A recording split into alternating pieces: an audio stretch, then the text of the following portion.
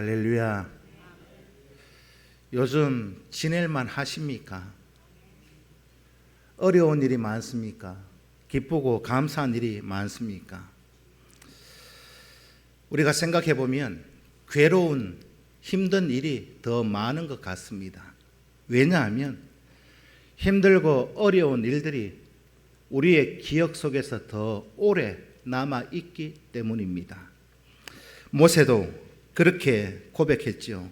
시편 90편에서 인생이 70이요 강건하면 80이라도 다 한숨과 탄식밖에 없다. 아멘입니까? 예? 우리가 인생이 70이요 강건하면 80이라도 그 연세까지 제가 살아보지 않았지만 살아본 분들의 그 모든 고백이 뭐냐? 힘들고 어려운 한숨 짓는 일들이 더 많이 있었다 고백합니다. 고난, 어려움, 이걸 우리가 생각해 보면 제일 먼저 성경 속에서 떠오르는 한 사람이 있습니다. 그가 누굽니까? 욥입니다. 욥은 억울한 고난을 당하고 참 고난과 핍박 속에서 그 인생을 살았던 그 인물이 욥이 대표적으로 우리가 기억이 되어집니다. 그래서 고난 가운데 있다면, 어려운 가운데 있다면 신약 성경 속에서도 욥의 인내를 배우라 했습니다. 욥 의인이잖아요. 억울하게 고난을 당하면서도 고난 당하는 그 가운데에서도 하나님의 은혜를 경험하고 하나님 앞에 더 큰 복을 받은 그런 사람, 결말을 다 아시잖아요. 해피엔딩으로 끝이 나는 거, 그게 욥기서 성경입니다. 욥 고난을 당하면서 하나님께 대한 생각이 조금씩 달라져 가는 것을 봅니다. 욥기를 읽다 보면 욥이라는 사람도 사람이구나, 이 사람이 이렇게 조금씩 바뀌어 가는 것을 욥기 성경을 읽어보면 느끼게 되어집니다. 처음에는 욥이 어렵고 힘든 고난, 참 한숨 짓고 탄식밖에 나오지 않는 그런 가운데에서도 욥은 하나님 앞에 어떻게 했어요? 감사하고 찬양하고 그렇게 했던 인물이 욥입니다. 그런데 성경을 쭉 읽다 보니까 1장에서부터 그렇게 보면 고난 가운데 있지만은 감사하고 찬양하고, 근데 그의 친구들을 만나는 시간 이후로 욥이 조금씩 달라지는 것을 성경은 기록해 놓았습니다. 친구들과 욥이 서로 변론하면서 조금씩 욥 자기 생각을 강하게 주장하는 그런 내용이 있습니다. 욥 자신이 자신의 생각을 강하게 주장하다 보니까 차차 자기가 강해지는 그런 모습을 봅니다. 그래서 어떻게 되느냐? 자신의 생각이 강하게 들기 시작하고 자신의 생각을 강하게 피력하다 보니까 결국은 하나님도 잘못했다, 그렇게 바뀌어지더라는 거죠. 친구들과 변론하는 과정 속에서 욥이 왜 이렇게 바뀌었을까? 욥 친구들과 변론하면서 토론하면서 하나님 앞에 해서는 안 될 일을 했어요. 자신의 결백을 주장하다 보니까 자신이 의로운 걸 자꾸 내세우다 보니까 결국은 자신이 의로우면 하나님이 잘못했다, 이렇게 되어지는 그런 모습을 봅니다. 하나님 앞에서 처음에는 감사하고 찬양했던 그가 하나님께 친구들과 토론하는 변론하는 그 시간을 통해서 원망하기 시작합니다. 그리고는 욥이 하나님의 임재 앞에서 하나님을 만나고 나니까 그때 욥이 어떻게 또 바뀌어지느냐? 내가 잘못했구나, 내가 너무 나갔구나, 내가 선을 넘었다, 그렇게 자기의 어리석음을 깨닫고 돌아서는 그 성경이 오늘 본문 42장 1절로 6절까지의 내용입니다. 욥에게 계속 질문하시는 하나님을 향한 욥의 고백. 하나님께서 욥이 친구들과 토론하고 그렇게 변론하는 과정 속에서 자기의 의를 내세우고 나는 잘못한 게 없다. 친구들이 뭐라고 했습니까? 너 죄 때문에 이런 고난 당한다. 죄 없으면 네가 이런 고난 당할 일이 없다. 회개해라.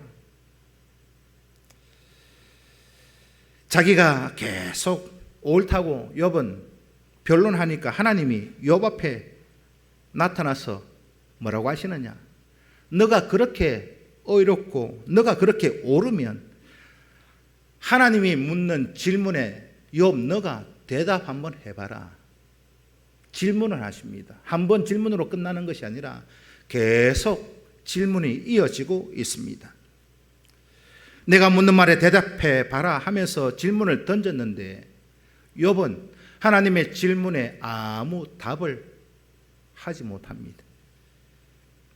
답을 못하는 가운데서도 욥기 38장 이후에 보게 되어지면 하나님이 계속해서 욥에게 질문을 합니다. 그런데 욥은 한마디도 답변을 하지 못하고 하나님이 어떤 분인가 고백하고 있는 것이 오늘 42장 2절에 있는 말씀입니다. 욥이 고난을 당하자 친구들이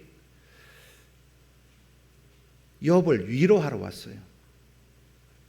와서 보니까 욥이 당하고 있는 고난, 그 어려움이 너무 많으니까 친구들도 욥에게 어떤 말로 위로할 수 없었습니다. 너무 처참하니까. 욥기 2장에 보면 욥의 친구들이 며칠 동안 밤낮으로 욥 옆에 있었느냐? 7일 동안. 옆에 가만히 말도 붙일 수가 없어서 친구들이 7일 동안 밤낮으로 그냥 가만히 있는 그 모습. 이런 걸 보면 욥의 친구들도 우정이 대단합니다. 욥에게 이런 권면을 하는 것도 욥에 대한 우정, 사랑이 있어서 욥을 생각하는 마음에 욥에게 회개해라 했던 것 같습니다. 만약 여러분들이 누군가 우리 주변에 어려움을 겪고 있는 그런 사람이 있어서 가가지고 위로한다고 7일 동안 먹지도 못하고 밤낮으로 금식하면서 가만히 있어 줄 수 있겠습니까? 요즘은 자식들도 3일장 하는 것도 힘들다고. 욥의 친구들이 진심으로 위로하면서 욥에게 회개해라, 회개. 그렇게 충고합니다. 그 충고를 욥이 받아들이지를 못해요. 욥의 입장에서 보면 내가 하나님 앞에 잘못한 게 없는데, 내가 잘못 살아온 게 없고 죄가 없는데 친구들이 와서 위로한다고 하는 말이 회개해라. 그러니까 욥의 입장에서는 어떨까요? 억장이 무너지지 않겠습니까? 친구들과 욥의 생각이 이 두 쪽이 다르니까 어떻게 되어집니까? 변론이 치열해지잖아요. 우리가 한 번씩 TV에서 보면 끝장 토론, 백분 토론 이런 거 보면 좌우가 와가지고 막 결론도 없이 막 치열해지는 그런 모습을 상상해 보시면 됩니다. 이런 과정 속에서 욥기서에 나타나는 변론이 뭐냐? 욥이 자신의 생일을 저주합니다. 생일을 저주해요. 내가 태어나지 않았다면 좋았을 것을. 괜히 태어났어. 내가 이런 험악한 고난을 당한다. 그렇게 생일을 저주하면서 그 다음에 자기의 결백을 이렇게 막 주장하면서 한 걸음 더 나가는 모습이 뭐냐? 내가 괜히 태어났다. 왜 하나님 나를 태어나게 하셨습니까? 하나님을 향해서 원망하고 불평하기 시작합니다. 하나님은 어떻게 나에게 이렇게 어렵고 힘든 고난을, 고통을 주십니까? 나는 잘못한 게 없는데 하나님이 잘못된 거 아닙니까? 하나님 억울합니다. 이렇게 하나님 앞에서 욥이 억울하다고 말하고 있는 이게 무엇일까요? 욥 자신이 억울하다라고 이렇게 막 항변하는 이유, 그 뒤에는 어떤 마음이 있을까요? 하나님을 향한 원망입니다. 결국은 하나님이 잘못해가지고 나에게 이런 어렵고 힘든 고난이 있다, 그렇게 말이 되어지는 겁니다. 내가 억울하다는 거, 여러분들도 그런 표현 해보신 적 많이 있잖아요. 내가 억울해 죽겠다, 억울하다 그런 말할 때 그 말을 하는 사람의 마음은 어떤 마음입니까? 나는 잘했는데, 나는 잘못한 게 없는데 누군가 내게 잘못했다, 네가 잘못했다 그러면 억울하잖아요. 여러분들 잘못한 게 없는데 여러분들 보고 제가 여러분들이 다 잘못했어요 막 그러면 여러분들 어때요? 억울하지 않겠습니까? 자신의 억울함을 항변하는 것이 결국은 하나님 앞에서 원망하고 불평하는 그런 모습으로 나타납니다. 하나님 앞에서 이렇게 불평해요. 어떻게 불평하느냐? 너무 힘드니까. 욥기 7장 11절 말씀을 함께 읽습니다. 시작.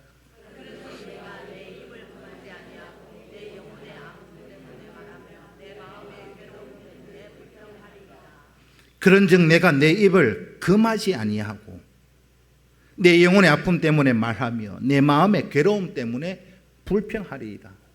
이 7장 11절 이 쉽게 풀어서 말씀을 드리면 뭐냐면은 욥이 어렵고 힘든 그 상황 가운데 참다 너무 힘드니까 내 입을 금하지 않겠다. 이제는 하나님 앞에 나도 할 말 좀 하겠습니다 하고 불평하는 거예요. 내 영혼이 너무 아픕니다. 내 영혼이 너무 아파서 이제는 하나님 앞에도 내가 할 말 좀 할게요. 그리고는 막 불평을 털어놓기 시작합니다. 욥기 7장 11절을 읽었는데 12절부터는요 하나님 앞에 불평하는 내용이 적나라하게 기록되어져 있습니다. 자신 잘못한 게 없다고 결백을 주장하면서 하나님을 원망하는 이 욥에게 후반부에 가서 하나님께서 욥에게 나타나서 질문을 합니다. 그게 뭐냐? 욥기 40장 2절 말씀을 함께 읽습니다. 시작.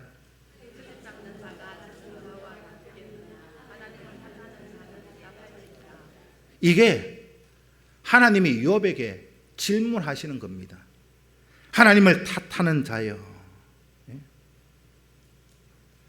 결국 하나님이 잘못했다 주장하는 그 욥에게 묻고 있습니다. 우리가 남을 탓할 때 있잖아요.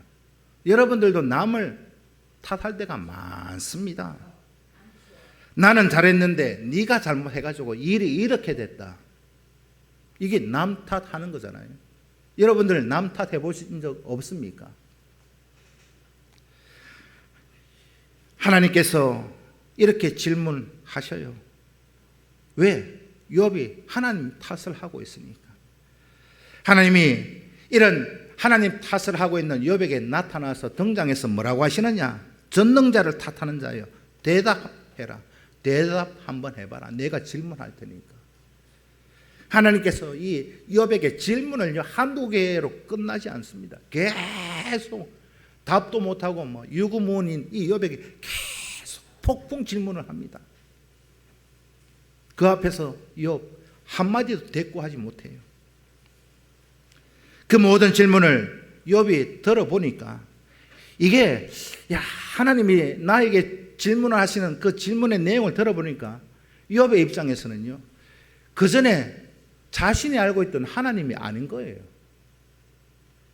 그래서 욥이 고백하는 것이 바로 2절은 뭐라고 하시느냐? 주께서는 못하실 일이 없사오며 무슨 계획이든지 못 이루실 것이 없는 줄 아오니. 그러면서 욥이 하나님은 전능자이시고 공의로우신 분이다, 그렇게 인정하고 있습니다.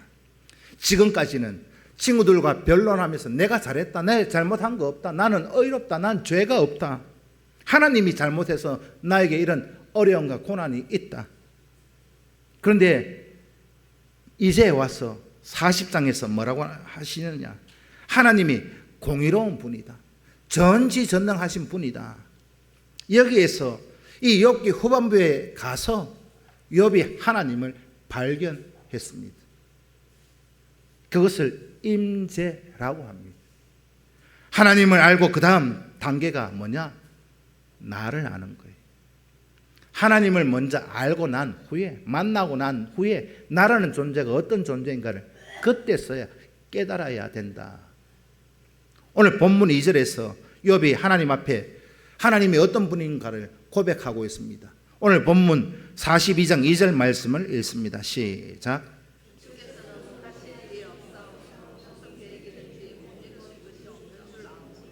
이 고백이 여러분들의 고백이 되실 수 있기를 축복합니다. 욥은 지금까지 자신이 주장했던 그 모든 자신의 변론이 어리석었음을 고백하고 있는 대목입니다.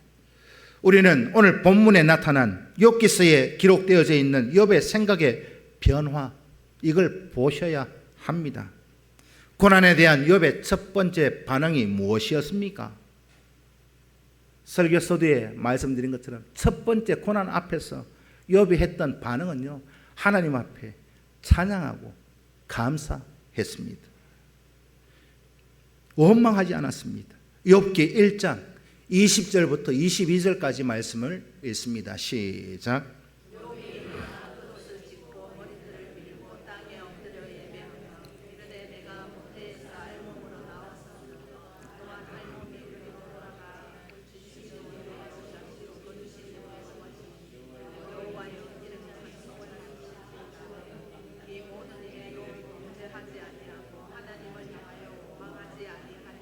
아멘.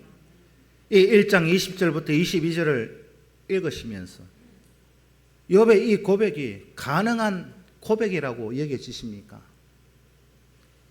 저는 저 자신에게 생각해 본 이 고백은 불가능한 고백입니다. 저로서는 이런 고백을 할 수 없습니다. 왕창 망하고 하나도 남은 것이 없이 다 망했는데 이런 고백을 한다? 여러분 하실 수 있을 것 같아요? 저는 못하겠습니다. 우리가 빈손으로 왔다, 빈손으로 간다, 그런 말을 자주 사용하잖아요. 오늘 본문에서는 뭐라고 기록하고 있느냐? 알몸으로 왔다가 알몸으로 가니까 당연한 거 아니냐? 그게 욥의 고백이었습니다. 하나님이 다 거두어 가셔도 하나님은 영원히 찬양 받으실 분임을 고백했습니다. 욥은 극심한 어려움과 고난 가운데서도 이렇게 하나님을 찬양하고 불평하지 않았습니다. 오늘 본문 3절에서는 하나님의 질문을 받고 욥 자신의 어리석음을 고백하고 있는 내용인데 42장 3절을 읽습니다. 시작.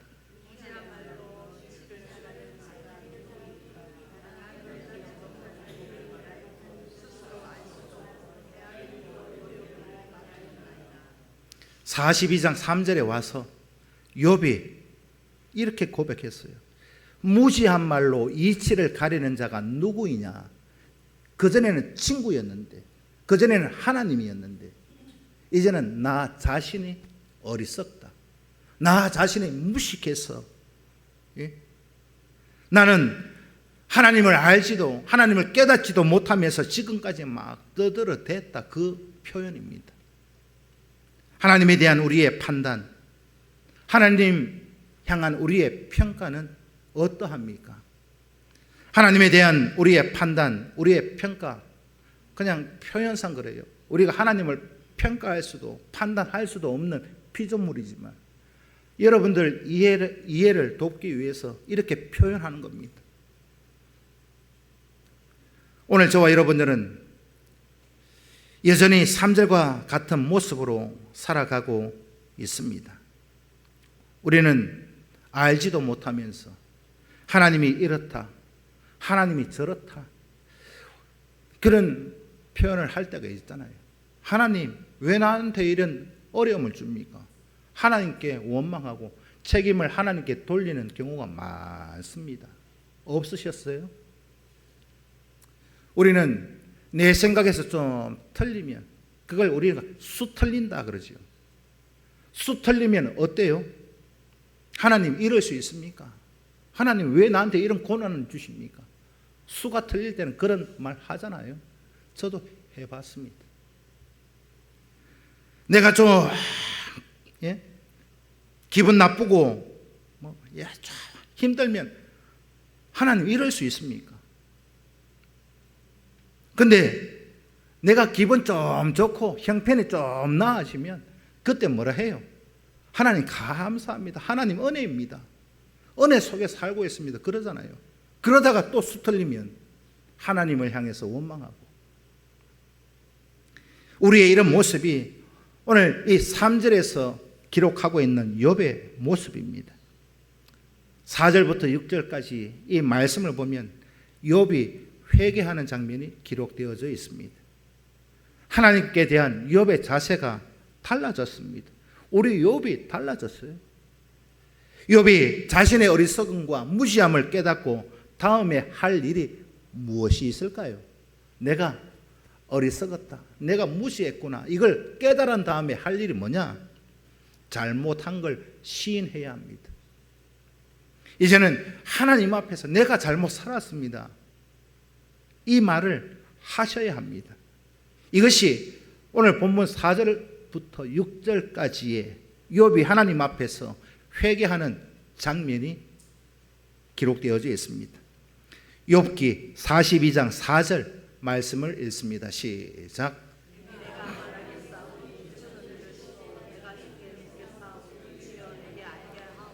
3절, 4절과 이렇게 달라요. 대비가 되어집니다. 앞에서 욥이 질문하는 것은 어떤 톤으로 하나님께 질문했는지 욥이 질문한 것을 한번 앞에 부분을 읽어보면 알 수 있습니다. 욥기 13장 23절 24절을 읽습니다. 시작.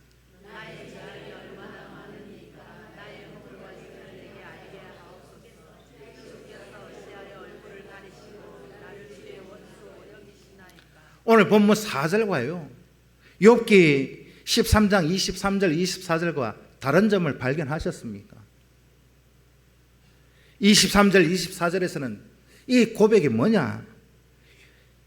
이 욥의 감정을 우리가 볼 수 있습니다.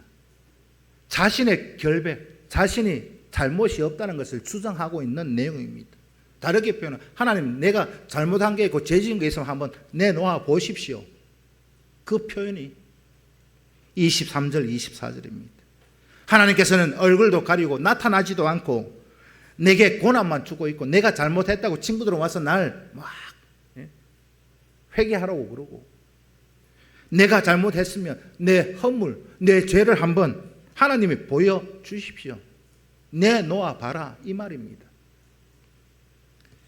이게 하나님 앞에서 욥이 앞에서 질문하고 있는 겁니다. 이것이 하나님 앞에 자신의 억울함을 토로하는 항변하는 질문이잖아요. 다르게 표현하면 하나님 앞에 따지고 있습니다. 하나님 앞에 대들고 있어요. 내가 뭐 잘못했습니까? 앞에서 욥이 하나님 앞에 이렇게 질문했어요. 그런데 이제는 전혀 정반대의 모습으로 하나님께 질문하고 있습니다. 자신의 어리석음을 인정하고 하나님 앞에 질문하죠. 뭐라고 질문하느냐? 4절에 보면 하나님 나를 깨닫게 하시고 내게 가르쳐 주옵소서. 하나님 앞에 전적으로 내가 순종해 나가겠습니다. 하나님 말씀하시면 그 말씀 내가 깨닫고 그 말씀대로 순종하겠습니다. 그 고백이 오늘 본문 4절입니다. 이런 자세로 하나님 앞에 욥이 질문했습니다. 하나님을 만나고 난 후에 하나님을 임재를 경험한 후에 욥의 태도가 이렇게 달라졌다는 것이요. 자신을 전적으로 하나님 말씀에 순종시키고 복종시키고 하나님 앞에 그런 자세로 질문하고 있습니다. 오늘 저와 여러분 이 본문의 욥의 모습을 보면서 우리는 죽었다 깨어나도 이렇게 변할 수 없어요. 우리 사람의 노력으로 열심으로 이렇게 바뀔 수 없다는 말입니다. 언제 가능하냐? 성령이 오셔서 우리의 어리석음을 깨닫게 해 주시고 변화시켜 주셔야 가능한 거지. 자기 기준을 고집하는 한 진정한 순종은 불가능한 겁니다. 하나님 앞에서 여러분들의 기준, 여러분들의 생각을 고집하고 계십니까? 그거 꺾으셔야 돼요. 자기 생각에 맞으면 순종하고, 내 생각에 맞지 않으면 이건 아니다 하고 불순종하는 거, 이걸 우리는 선택적 순종, 그렇게 말은 할 수 있습니다. 그러나 이건 하나님 앞에서 순종의 자세는 아닙니다. 내 기분에, 내 생각에, 내 기준에 맞으면 순종하고, 내 생각에 이건 아니다 싶으면 순종 안 하는 거, 그거 불순종. 여러분, 선택적 순종은 버리실 수 있기를 축복합니다. 그 다음에 하나님에 대한 욥의 생각이 달라졌습니다. 과거에 자신이 가졌던 그 생각이 잘못되었음을 고백하고 있습니다. 하나님에 대한 자신의 생각이 매우 부족하고, 무엇으로 표현되어져야 하느냐? 그냥 하나님이라는 존재를 욥이 어떻게 생각했느냐? 그러려니 생각했어요. 추정치로 생각했다는 겁니다. 욥이 생각하는 그 하나님은 아마도 그럴 것이다, 그런 하나님으로 생각했었는데, 어렴풋한 생각을 가지고 하나님 평가하고 원망하고 고백했었다, 그렇게 욥이 고백하고 있습니다. 하나님에 대해서 제대로 알지도 못하면서, 하나님의 임재를 경험해 보지도 않았으면서도 하나님을 다 안다고 큰 소리 쳤습니다. 이렇게 욥이 고백하고 있습니다. 여러분들은 하나님을 만나셨습니까? 하나님의 임재를 경험하셨습니까? 이걸 다르게 표현하면, 우리가 믿음 생활할 때 하나님의 임재가 얼마나 중요한가, 하나님을 만나고 하나님의 간섭해 주시는 은혜가 얼마나 중요한가, 예를 들면 그런 거예요. 여러분들은 서울 다 가보셨죠? 안 가본 분 계십니까? 옛날에 제가 어릴 때 그런 말씀을 하시더라고요. 서울 가본 사람하고 서울 안 가본 사람하고 싸우면 누가 이깁니까? 예? 가본 사람요? 안 가본 사람이 이긴다, 그러잖아요. 갔다 온 사람은 왜 질까요? 할 말이 없어서, 말을 할 수가 없어서, 말을 섞을 수가 없어서 그냥 가만히 있을 뿐인데 졌다 그러잖아요. 하도 큰 소리 치니까, 서울 가보지도 않아서 서울은 이렇다 저렇다, 카더라 누가 카더라, 가보지도 않았고 큰 소리 치니까. 오늘 욥이 지금까지 큰 소리 친 게 그거였습니다. 자신이 알고 있는 하나님은 이런 분이다, 그냥 어렴풋이 알고 있었는데, 이제는 욥의 생각이 어떻게 달라졌느냐?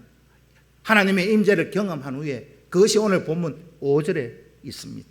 욥기 42장 5절 말씀을 읽습니다. 시작.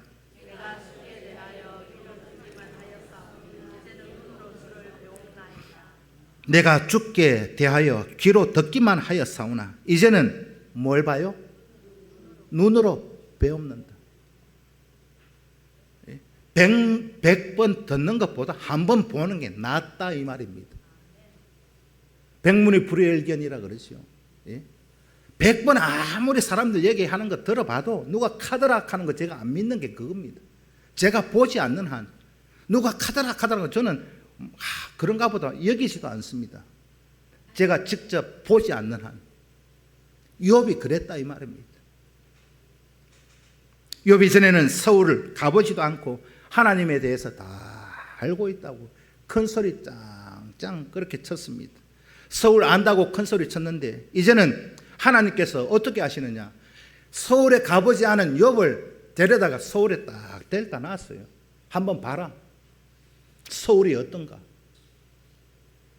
딱 그 서울 거리에 하나님이 욥을 갖다 놓고 지금까지 너가 한 말이 맞는지 틀리는지 판단해 보라 하셨습니다. 눈으로 보여주셨고, 그러니까 욥이 무엇이라고 합니까? 지금까지 내가 큰 소리 쳤던 거 다 틀렸습니다. 내가 큰 소리 쳤던 거 다 내가 잘못했습니다. 그렇게 말하고 있습니다. 하나님을 만나고 임재를 경험한 후에 욥의 고백이 이렇게 달라지더라. 우리가 하나님에 대한 그런 모습도 마찬가지입니다. 때로는 하나님 앞에 원망하고 불평하고 좀 수틀리면 그런 말 하잖아요. 안 해보셨습니까? 좀 내 생각에 좀 내 잘못한 게 없는데 어려움 당하면요, 저도 부끄러운 얘기입니다만 그런 고백 많이 했습니다. 고백이 아니죠. 하나님이 살아있으면 이런 일이 나에게 있을 수 있냐고. 내 목에 때려치운다. 하나님 일한다고 했는데 하나님이 살아있으면 내 이럴 수가 있나. 그렇게 얘기해 보았던 시간도 있습니다. 여러분들은 없어요? 좀 일이 어렵고 힘들면 그러잖아요. 보면 그래요. 누구는 대충 하는데 저렇게 잘 돼요. 제 동기 목사들도 봐도 저놈은 대충 하는데 뭘 해도 잘 돼요. 나는 날마다 믿음으로 기도하면 한다고 하는데 잘 안 돼요. 나는 왜 이 모양일까? 그런 생각 안 해보셨습니까? 누구를 보니까 저는 믿음도 없고 기도 생활도 안 하고 아무렇게나 사는데 잘 되는 거 보면 하나님 이건 아니잖아요. 그런 생각 안 해보셨습니까? 욥이 그랬다 이 말입니다. 하나님을 다 알지도 못하면서 우리는 눈앞에 벌어진 현상, 그런 어려움, 그것만 보고 원망하고 불평했습니다. 그런데 이제는 하나님의 계획이 무엇인지 지금 눈앞에 있는 이것만이 아니라 우리의 믿음 생활은 뭐냐? 오늘 욥기서를 봐도요, 신앙생활은 눈앞에 발등에 떨어진 불만 보는 게 아닙니다. 멀리 보는 거예요. 그게 신앙생활입니다. 우리가 하나님 앞에 원망, 불평하기 전에 이렇게 기도해야 합니다. 하나님의 임재를 경험하게 하소서. 하나님의 계획과 하나님의 뜻을 알게 하소서. 길게 볼 수 있는 영안을 열어달라고 기도하셔야 합니다. 내 생각은 이런데, 내 형편은 이런데, 이 현상만 보면 우리는 실족할 수밖에 없어요. 그때 우리가 해야 할 일이 뭐냐? 이 어렵고 힘든 가운데 하나님의 생각은 무엇입니까? 묻는 거예요. 하나님의 생각은 어떻습니까? 하나님의 뜻은, 하나님의 계획은 무엇입니까? 그렇게 기도하는 거예요. 하나님, 나에게 하나님 뜻을 보여주시고 계획을 알려주옵소서, 깨닫게 해주옵소서. 이것이 믿음 있는 성도의 올바른 믿음 생활입니다. 아멘 좀 해보시죠. 이것이 욥이 하나님 앞에 회개하고 있는 마지막 그런 고백. 세 번째, 욥은 자신의 총체적인 잘못을 고백하고 회개합니다. 자신의 모든 생각과 판단이 잘못되었다고 고백하고 있습니다. 그래서 오늘 본문 6절에서 무엇이라고 말씀하고 있느냐? 내가 스스로 거두어 드린다. 거두어 드린다. 그게 뭐냐면 내가 지금까지 주장하고 어떤 농사를 짓고 열매를 거두어 드리는 그게 아니라 지금까지 내가 하나님 앞에 이게 옳다고 내 생각이 이게 맞다고 주장하고 큰 소리 쳤는 거 그걸 다 거두어 드린다 그 말입니다. 내가 하나님 앞에 큰 소리 쳤던 거 그거 없었던 걸로 해 주십시오. 내가 잘못했습니다. 그 고백이 거두어 드리는 거예요. 이 모습이 뭐냐? 정말로 하나님 앞에서 욥이 회개하고 있는 고백입니다. 그리고 무엇이라고 고백하느냐? 티끌과 제 가운데에서 회개한다. 정말 탄식하면서 슬퍼하면서 회개하고 있는 이 모습이 6절에 기록되어져 있습니다. 욥의 회개, 그게 무엇이냐? 철저한 자기 부정입니다.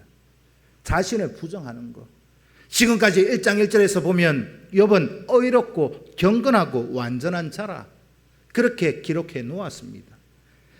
이만한 자가 없다고 1장 1절에 그렇게 욥기서가 시작하고 있습니다.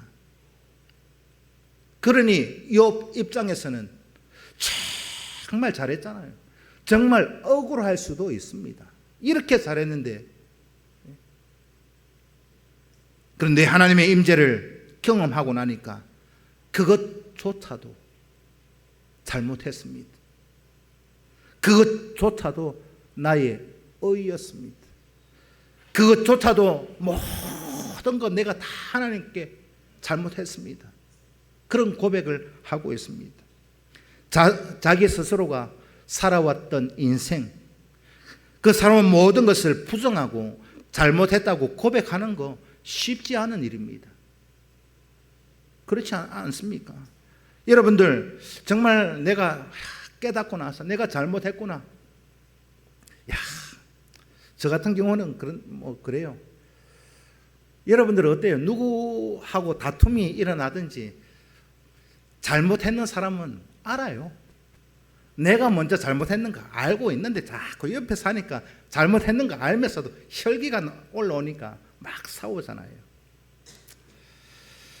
오늘 저와 여러분, 우리가 뭘 잘못해도 남자들이 잘 안 되는 게 그거예요. 부부 간에, 또 부모 자식 간에 잘 안 되는 게 뭐냐? 부모가 자식에게 잘못할 수 있잖아요. 그런데 자식들에게 아버지로서 내가 잘못했다 이 말 하기가 쉽지 않습니다. 시인한다는 거요, 참 어려운 일입니다. 안 해보셨습니까? 이게 뭐냐? 내가 이때까지 잘 한다고 큰 소리 쳐왔는데 내가 이걸 이 시점에 잘못했다고 받아들이고 수용하고 고백하는 거 쉽지 않습니다. 이거요, 다르게 표현하면 죽기보다 더 싫은 겁니다. 죽으면 죽었지 난 그거는 뭐 하겠다, 그런 말 하는 분들 있잖아요.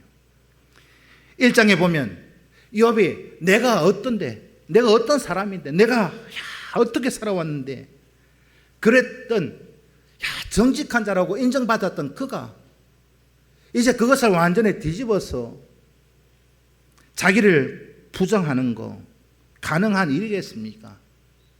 사람들은 이거요, 인정하지 못합니다. 주변에 많은 것들 보면 뉴스를 봐도 그렇고요. 사람들이 지금까지 잘 승승장구하다가 무엇인가 뭐 하나 딱 걸려가지고 뉴스에 이 사람 잘못했다고 터지니까 어떻게 돼요? 인정하는 사람 보셨어요? 인정 안 합니다. 대법원까지 판결이 났는데도 인정 안 합니다.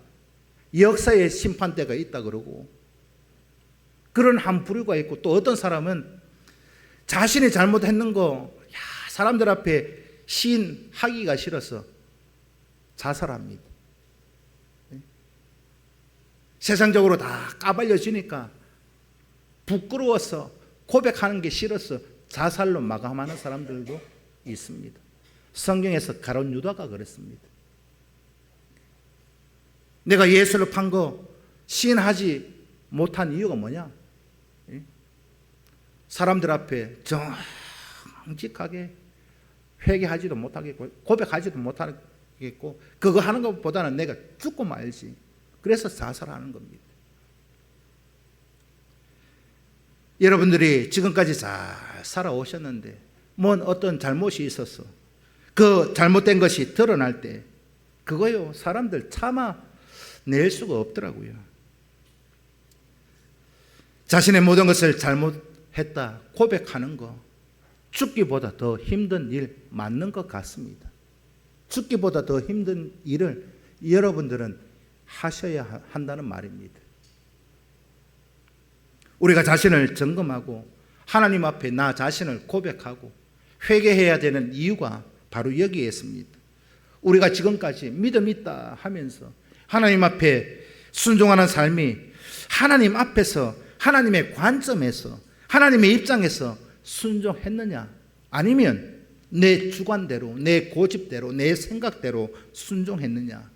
우리는 철저하게 점검해 보셔야 합니다.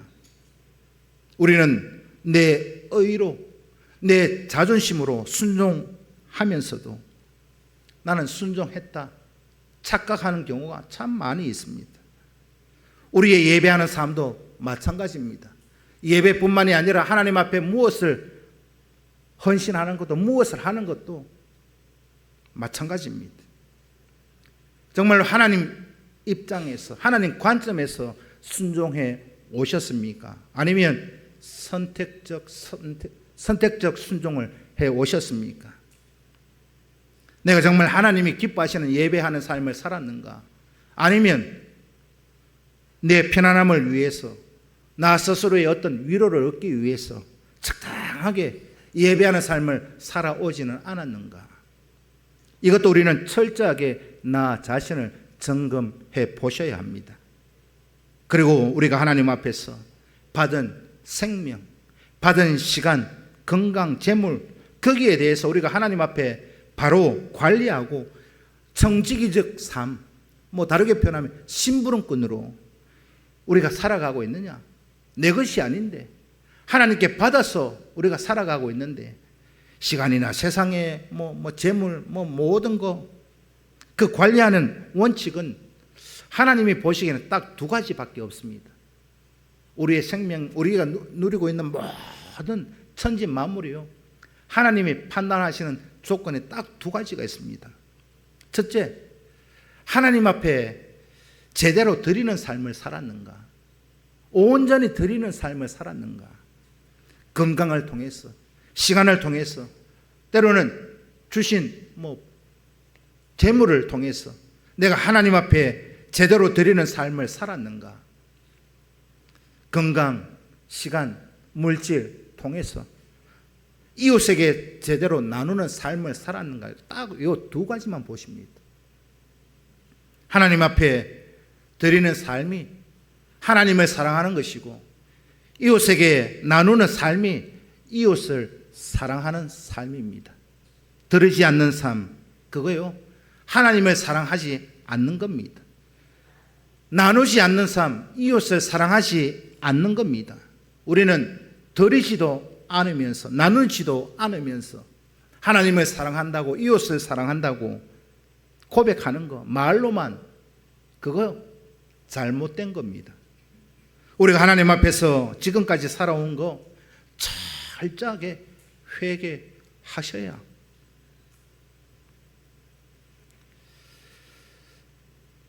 뭔 일이 나도 납니다. 개인적이든 교회든 내 앞에 참 누가 욥기 1장에 있었던 모습이 나한테 있을지라도, 그것조차도 하나님이 원하시는 핵심이 뭐냐?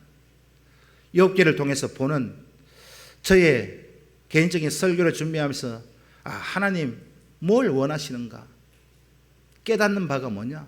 왜 하나님께서 이런 어렵고 이만한 자가 없다고 하는 욥에게 이런 고난을, 어려움을 허락하셨는가? 하나님은 고통을 주는 것이, 고난을 주는 것이 아닙니다. 고난 못 줘서, 고난 가운데 살아가는 거 못 봐서 배 아파하시는 분이 아니에요. 고난을 주고 어려운 일을 주고 고통을 주는 거, 그게 하나님의 마음이 아니라 하나님의 마음은 회복에 있습니다. 회복. 우리 경상도 사투리인지는 모르겠는데요, 제 어릴 때 저희 부모님들이 망까이 이런 일본말인지 뭔지 모르겠는데 그런 말을 많이 하시더라고요. 망까이 시킨다, 망까이 됐다, 그런 표현을 들어보셨어요? 회복됐다 이 말입니다. 하나님이 우리에게 고통을 주려고, 회개를 시키려고, 고통을 주려고 고난을 주고 그러는 것이 아니라 철저한 회개를 통해서 하나님 앞에 더 큰 은혜를 누리게 만드시는 것, 그게 하나님의 계획이다.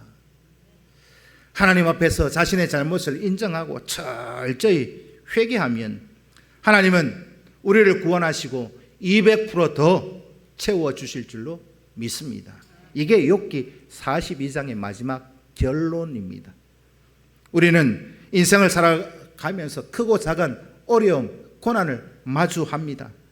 고난을 마주할 때 우리는 어떻게 하셔야 하겠습니까? 오늘 본문 결론 부분을 봤는데 욥기서를 통해서 고난을 통과할 때 우리의 행동, 요령 세 가지가 있습니다. 이 세상에 고통 없는 사람이 있어요? 다 있습니다. 통과할 때 우리가 어떻게 해야 하는가? 어떤 자세로? 첫째는 어떤 경우에라도 무슨 일이 있어도 하나님의 선하심을 믿고 인내하며 순종해 보십시오. 로마서 8장 28절 말씀을 읽습니다. 시작.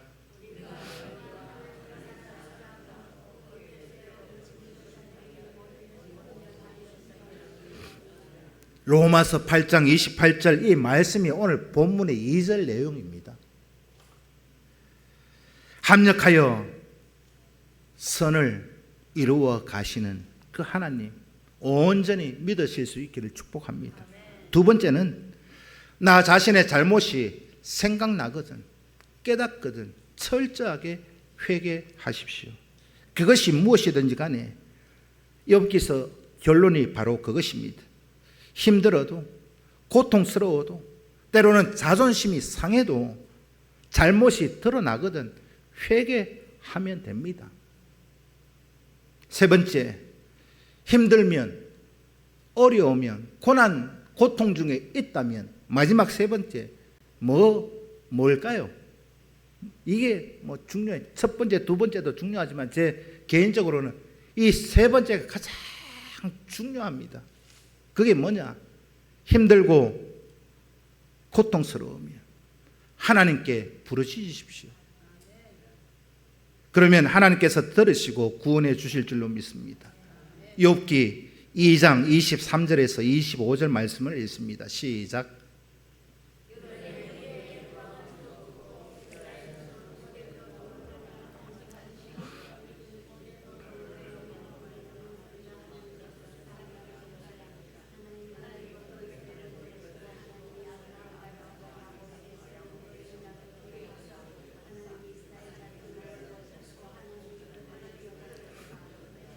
아멘이십니까? 하나님이 기억하신대요. 어떨 때? 부르짖을 때. 우리가 힘들면 어려우면 고통 가운데 있으면 하나님께 탄식하면 됩니다. 탄식이 뭐냐? 어렵고 힘들면 어렵고 힘들다 그러지. 힘든데 힘들다 하지 뭐라고 합니까? 어려우면 어렵다 하지 뭐라고 해요? 그걸 하나님 앞에 내어놓는 거, 그게 탄식입니다.